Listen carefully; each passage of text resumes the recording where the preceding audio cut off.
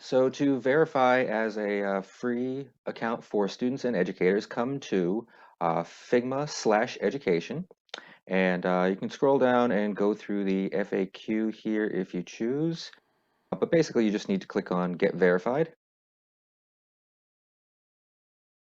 The Figma education plan is designed for online and in-person classroom and education programs. They just want to know, are you a student or an educator? I will say I am an educator.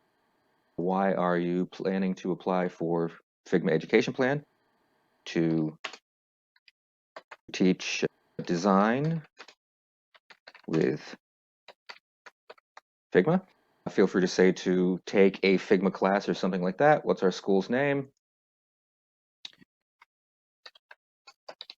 Rhode Island is actually listed here, Rhode Island School of Design.